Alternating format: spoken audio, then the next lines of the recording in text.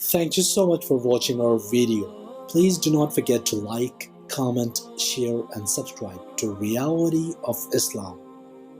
ROI کی speeches کو subscribe کر کے بیل آئیکن پر ضرور کلک کریں. جزاک اللہ. اور ایک واقعہ یہ بھی بیان کیا جاتا ہے کہ نبی کریم صلی اللہ علیہ وسلم جب سفر معراج سے واپس تشریف لائے تو آپ صلی اللہ علیہ وسلم نے معراج کا واقعہ ذکر کیا تو ایک یہودی نے کہا کہ میں یہ بات تسلیم نہیں کرتا، ایسا نہیں ہو سکتا کہ اتنی سی مختصر سی دیر میں کوئی چلا جائے اور اتنی سیر کے بعد واپس آ جائے.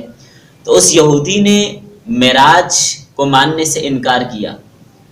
تو اب ہوا یہ کہ یہ مچھلی پکانے کے لیے گھر لے کے آیا اپنی بیوی کے پاس اور اس سے کہا کہ یہ مچھلی آپ پکاؤ اور میں نہر پہ جا رہا ہوں، غسل کر کے نہا کر پھر میں آتا ہوں. ابھی یہودی نہر پہ غسل کرنے کے لیے گیا. جب غسل کرنے کے لیے گیا تو نہر میں گزرنے سے پہلے اس نے کپڑے اتارے اور پھر نہر کے اندر جا کر اس نے غسل کیا. جب غسل کرنے کے بعد باہر آیا تو یہ عورت بن گیا. جب غسل کرنے کے بعد باہر آیا تو یہ عورت بن گیا اور کپڑے بھی موجود نہیں پائے.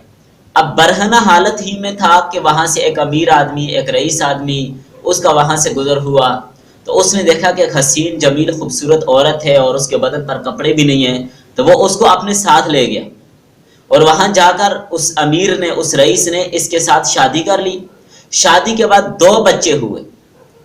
پھر کچھ عرصے کے بعد یہ آدمی نہر میں آیا غسل کرنے کے لیے. جب نہا کر غسل کر کے باہر نکلا تو یہ پھر مرد بن چکا تھا اور جگہ بھی وہی تھی جہاں پر پہلے اس نے غسل کیا تھا. اب کپڑے بھی باہر موجود تھے اور جلدی سے اس نے وہ کپڑے پہنے اور اپنے گھر آ گیا. جب گھر آیا تو اس نے دیکھا کہ اس کی بیوی اسی طرح کام کر رہی ہے جیسے چھوڑ کر گیا تھا اور وہ مچھلی بھی اسی طرح رکھی ہوئی ہے. اب یہ بات عام بیان کی جاتی ہے لیکن یاد رکھیں نبی کریم صلی اللہ علیہ وسلم کی طرف نسبت کرنے کے لیے کسی واقعہ کی، کسی حکایت کی، کسی قصے کی، اس کے لیے صحیح سند چاہیے، اس کے لیے ثبوت چاہیے. بغیر ثبوت اور بغیر سند کے جب تک کوئی بات کسی معتبر کتاب کے اندر موجود نہ ہو، اس کی کوئی صحیح سند موجود نہ ہو، اس واقعہ کی نسبت جناب نبی کریم صلی اللہ علیہ وسلم کی طرف مت کیجئے. نبی صلی اللہ علیہ وسلم کی طرف نسبت کر کے وہی بات بیان کی جا سکتی ہے جس کی صحیح سند موجود ہو، جس کا ثبوت موجود ہو.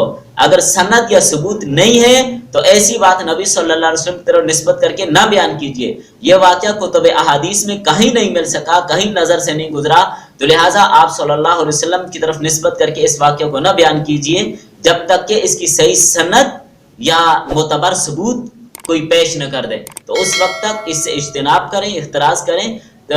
یہ واقعہ ہی نہیں کتب احادیث میں کہیں نظر سے نہیں گزرا تو اور یہ تو عقل بھی نہیں مانتی. آپ واقعہ دیکھیں کہ کس طرح کا گھڑا ہوا ہے تو اب اس کو منسوب کر دیا جائے جناب نبی کریم صلی اللہ علیہ وسلم کی طرف، یہ درست نہیں ہے. اللہ کے رسول کی طرف انتساب کے لیے سند کا ہونا، ثبوت کا ہونا، حوالے کا ہونا یہ ضروری ہے. Thank you so much for watching our video. Please do not forget to like, comment, share and subscribe to Reality of Islam.